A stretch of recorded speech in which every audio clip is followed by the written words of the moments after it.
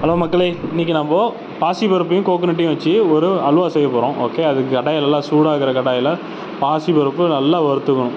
ஏன்னா பாசிப்பருப்பு தான் மெயின் ஐட்டம் நம்மளுக்கு. ஓகே, அதனால் நல்லா வறுத்துக்கிட்டு அது ஒரு மிக்ஸி ஜாரில் போட்டு நல்லா அரைச்சி பவுட்ரு ஆக்கிக்கிட்டு ஒரு தேங்காய் போட்டுங்க. ஓகே, அந்த தேங்காய் துருவின தேங்காய் போட்டு நல்லா அடிச்சிங்கன்னு வச்சிங்களேன், நல்லா திக்னஸோட ஒரு பேஸ்ட் மாதிரி வரும்.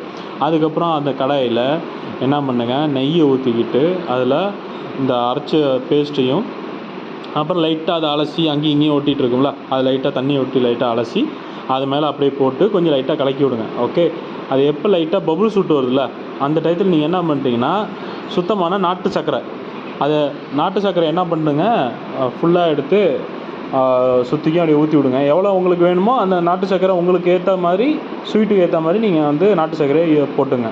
ஓகே, போட்டதுக்கப்புறம் நல்லா கிண்டுங்க. அது ஆட்டோமேட்டிக்காக கலர் மாதிரி சூப்பரான கலரில் ஆட்டோமேட்டிக்காக வரும். அப்போ என்ன பண்ணுங்கள், ஒரு சைடில் அழகாக ஒரு நெய் எடுத்து வச்சுக்கிட்டு முந்திரியும் திராட்சையும் நல்லா வறுத்து நெய்யில் எடுத்து வச்சுங்க. நல்லா ரோஸ்ட்டாக வர மாதிரி எடுத்து வச்சுங்க. எடுத்து வச்சுட்டு இந்த மாதிரி ஒரு பதத்தில் வரும்போது மேலே அப்படியே போட்டு நல்லா கிண்டுங்க. நீங்கள் வந்து கடையெல்லாம் பார்த்துருப்பீங்க, அல்வா ஒரு திக்னஸ் வரும்ல, அந்த திக்னஸ் உங்களுக்கு வரும். அது வரைக்கும் நீங்கள் என்ன பண்ணுங்கள், சிம்மில் வச்சாலும் சரி, ஹையில் வச்சாலும் சரி. ஆனால் ஹையில் வைக்காதீங்க, கொஞ்சம் சிம்மில் வச்ச மாதிரிக்கு கிண்டிக்கிட்டே இருந்தீங்கன்னா ஃபைனல் அவுட்ல இப்படி இருக்கும்.